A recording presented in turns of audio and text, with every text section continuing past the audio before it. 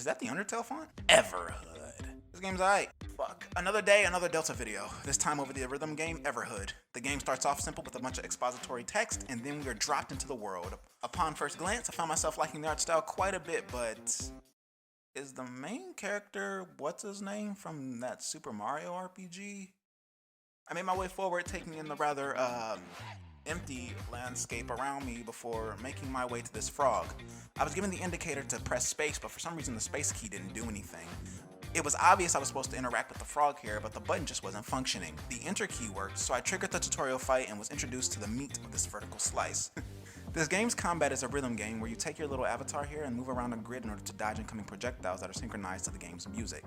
This isn't half bad. It's fun, and it keeps you on your toes while jamming to some decent music. Pay no attention to my mouse cursor, please. After finishing the tutorial fight, I saved and pressed forward. You know, I kinda wish the music by the frog was a little bit more than just a tuning track for E standard. As I continue my journey through these, woods, I was a tad disappointed because I was hoping the environments would be a bit more fleshed out. The path leads us to this club as we continue to follow this guy who stole our arm for some reason, and in order to get into the club, we need 20 schmuckles. Luckily, there's an ATM over here. Good lord. Aight, fuck, you fool me once, now I'm in your mind. Give me the loot, fucko.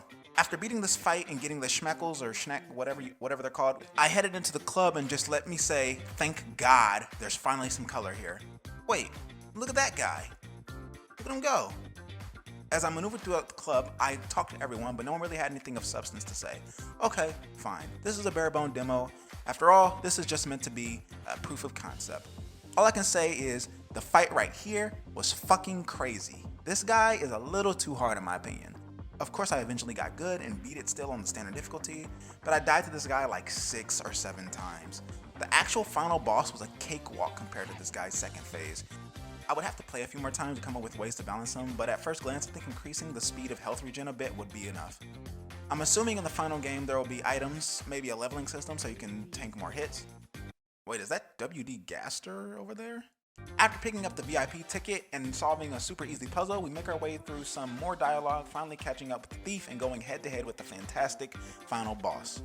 My nigga, this fight was super cool, and even though it was challenging, it never felt unfair. I liked this fight quite a bit, especially when the genre of the music switched. I'm not a big fan of electronic music, but when the reggae and chill guitar kicked in, I was like, yo! This fight showed me the true potential of this game. Up until this point, I was unmoved. I was like, man, this game ain't nothing special. And then I got hit with this skeleton dude having a seizure. Then I fucked around and seized up when the lights started flashing, but hey, I didn't even care. I was jamming. The music was so good, the lights were pretty. Hell, what's a little foam at the mouth, you know?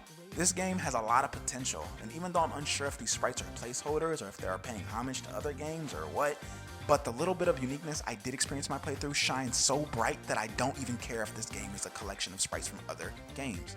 This game is fire, and is another game that I'll definitely be purchasing as soon as it releases. Not bad, Everhood. Not bad.